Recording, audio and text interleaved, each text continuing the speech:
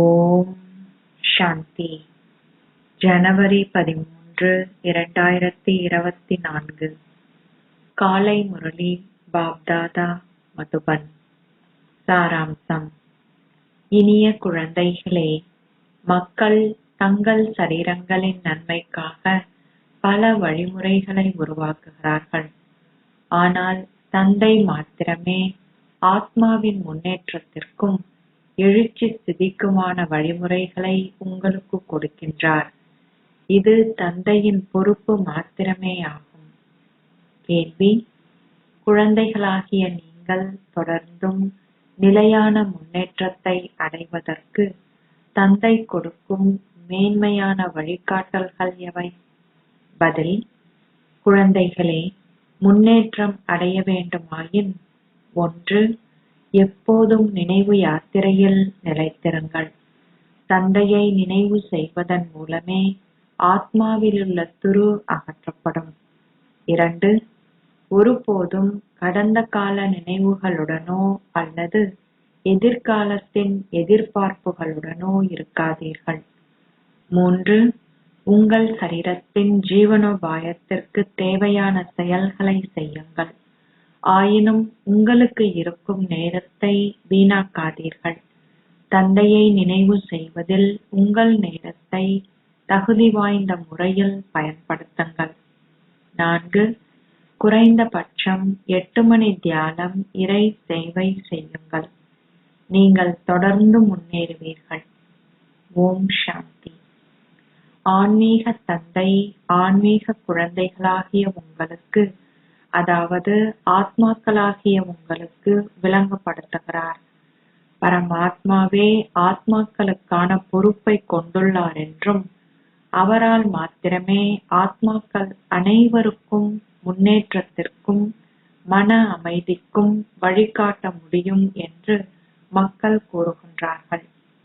ஆத்மா ஏனைய அனைத்திலிருந்தும் விடுபட்டு நெற்றியில் மத்தியில் இருக்கின்றார். பொதுவாக சரீரத்தின் ஏனைய பகுதிகளுக்கு நோய் இருக்கின்ற போதிலும் நெற்றிக்கு ஏற்படுவதில்லை. உங்களுக்கு தலைவலி ஏற்பட்டாலும் கூட ஆத்மாவின் சிம்மாசனம் அமைந்திருக்கும் இடத்திற்கு எச்சிரமமும் இருக்காது. ஏனெனில் ஆத்மா அச்சிம்மாசனத்திலே அமர்ந்திருக்கிறார். ஆத்மாவை முன்னேற்றமடைய செய்து உங்களுக்கு மன நிம்மதியை தரக்கூடிய சத்திர சிகிச்சையாளர் பரமாத்மா ஒருவரே ஆவார். ஆத்மா முன்னேற்றம் அடையும் போது மாத்திரமே ஆரோக்கியத்தையும் செல்வத்தையும் பெற முடியும். உங்கள் சரீரத்தை நீங்கள் எவ்வளவு கவனித்தாலும் அதன் மூலம் எவ்விதமான முன்னேற்றமும் ஏற்பட மாட்டாது. சரீரத்திற்கு ஏதேனும் ஒரு தொந்தரவு தொடர்ந்தும் இருந்து கொண்டிருக்கும். தந்தையை தவிர வேறு எவராலும் ஆத்ம முன்னேற்றம் அளிக்க முடியாது. உலகிலுள்ள ஏனையோர் அனைவருமே சரீரத்தின் முன்னேற்றத்திற்கே வழிகளை கண்டுபிடிக்கின்றார்கள். ஆனால் அவற்றால் ஆத்மாவிற்கு முன்னேற்றம் அல்லது எழுச்சி ஸ்திதி இருப்பதில்லை. தந்தை ஒருவரே அதனை உங்களுக்கு கற்பிக்கின்றார். ஆத்மாவிலேயே அனைத்தும் தங்கி இருக்கிறது. ஆத்மாவே 16 ஸ்வர்க்க கலைகள் நிறைந்தவர் ஆகுகின்றார். பின்னர் ஆத்மாவே ஸ்வர்க்க கலைகள் எதுவும் அற்றவர் ஆகுகின்றார். ஆத்மா 16 ஸ்வர்க்க கலைகள் நிறைந்தவர் ஆகுகின்றார்.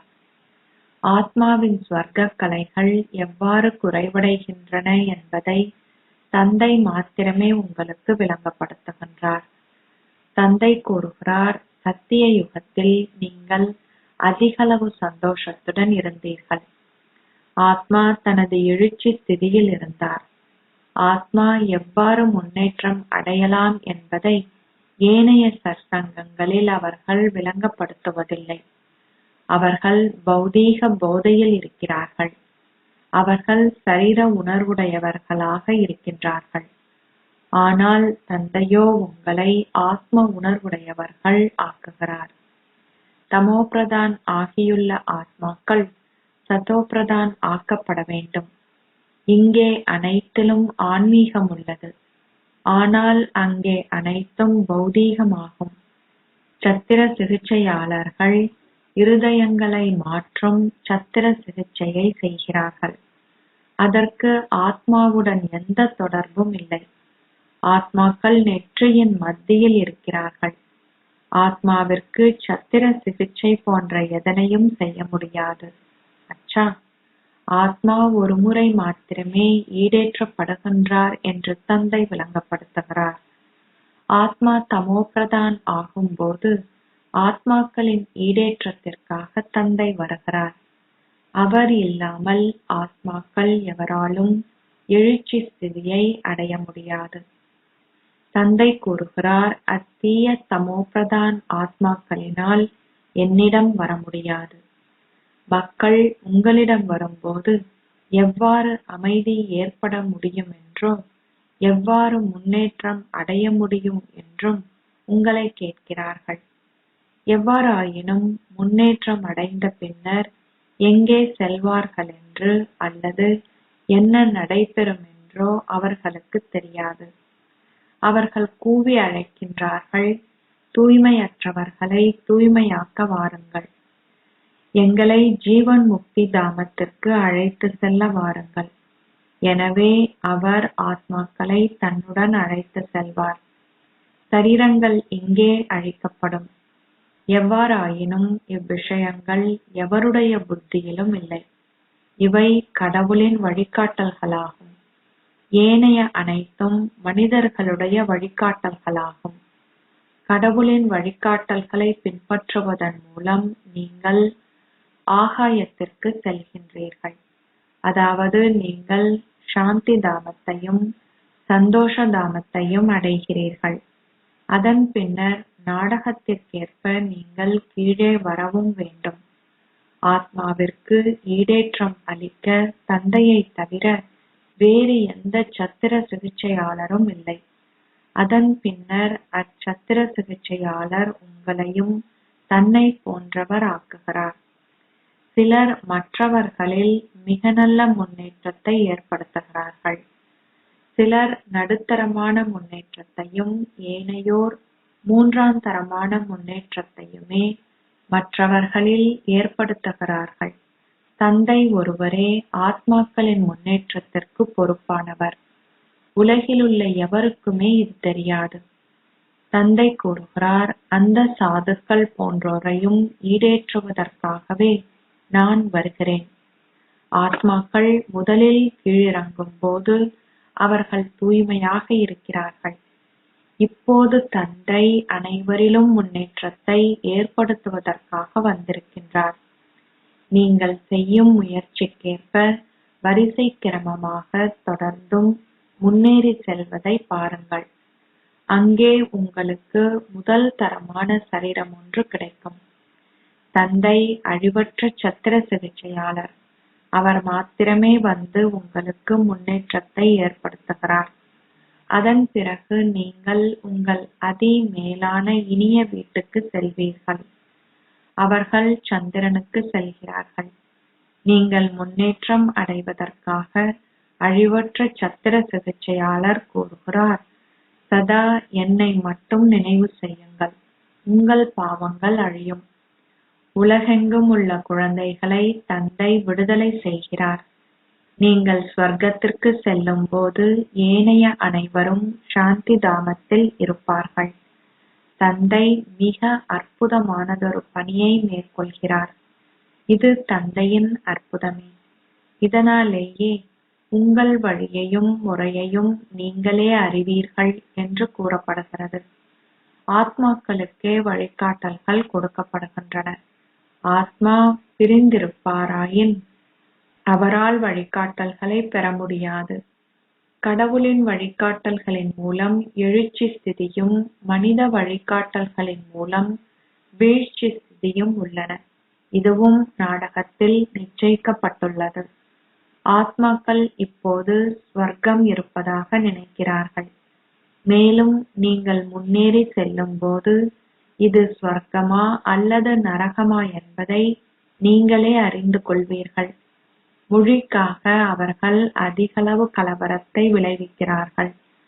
அவர்கள் சந்தோஷமின்றி இருக்கிறார்கள்.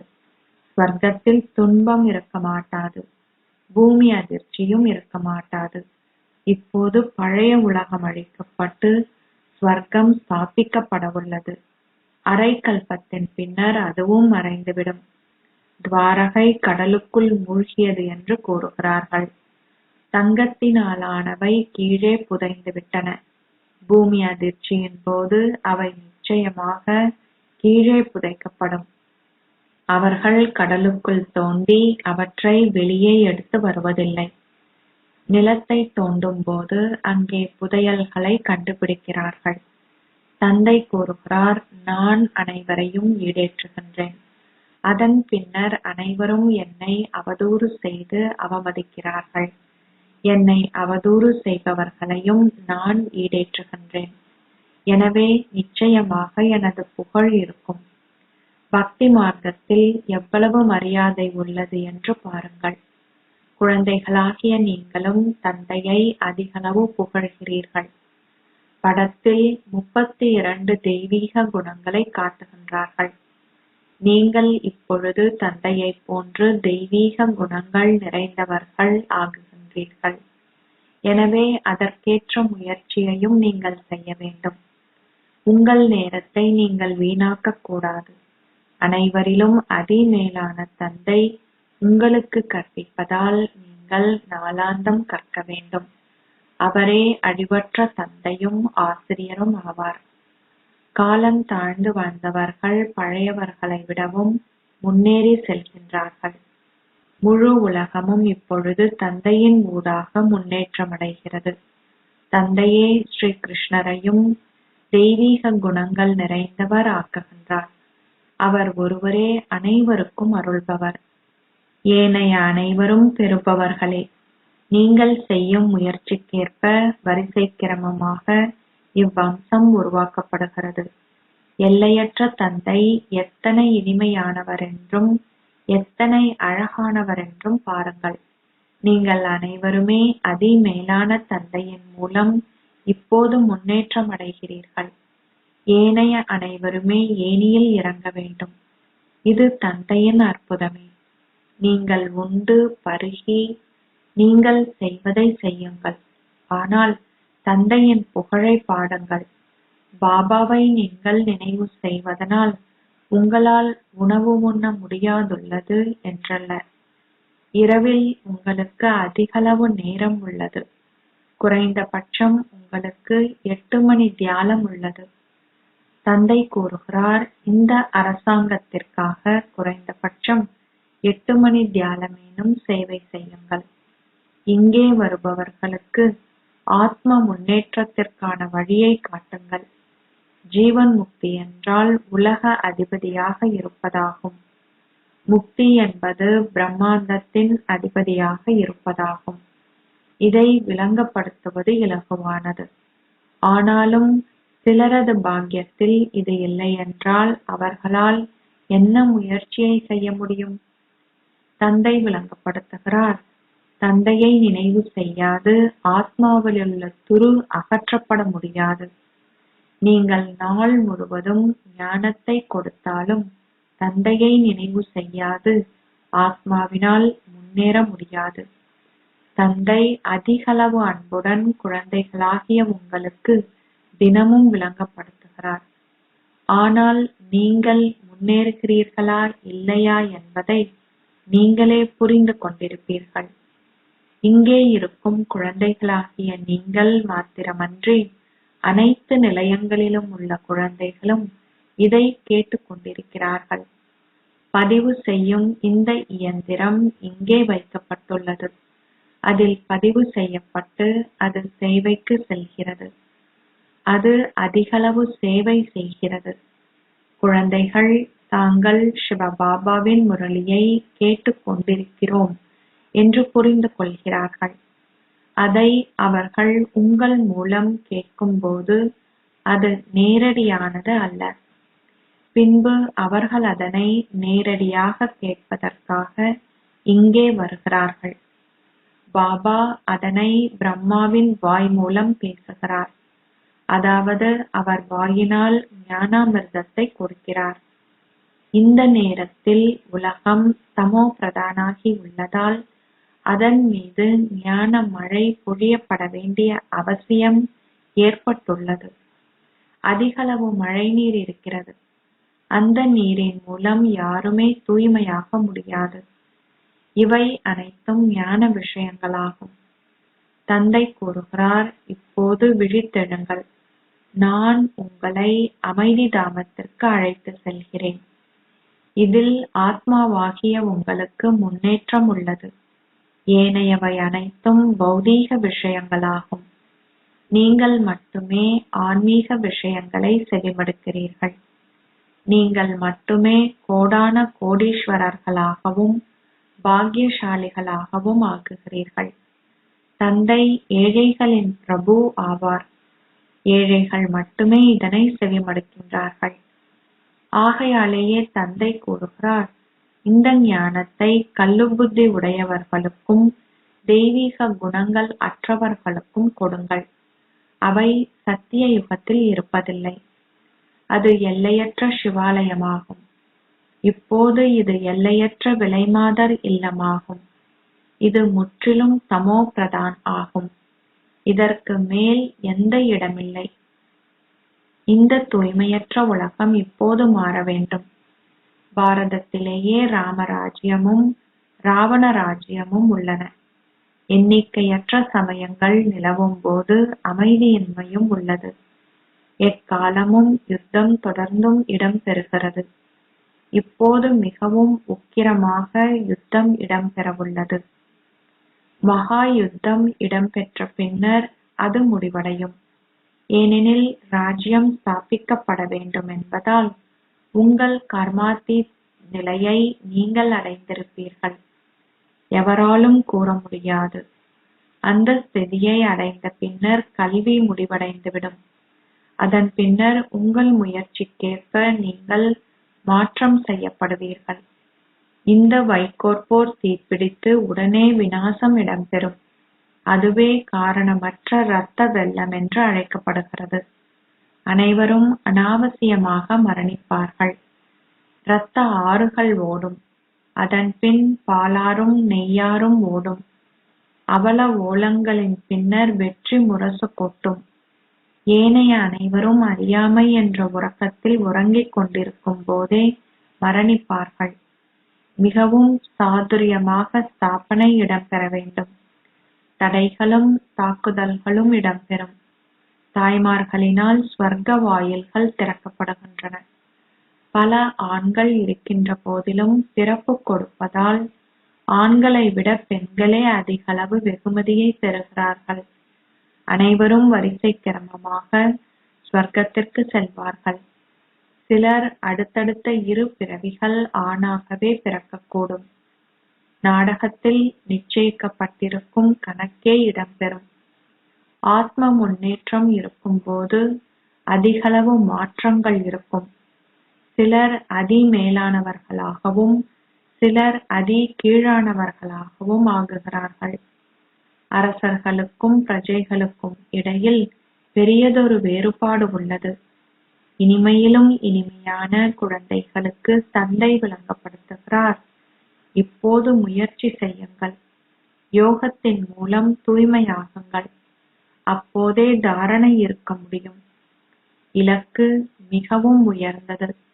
உங்களை ஓர் ஆத்மாவாக கருதி தந்தையை நீங்கள் அதிகளவு அன்போடு நினைவு செய்ய வேண்டும்.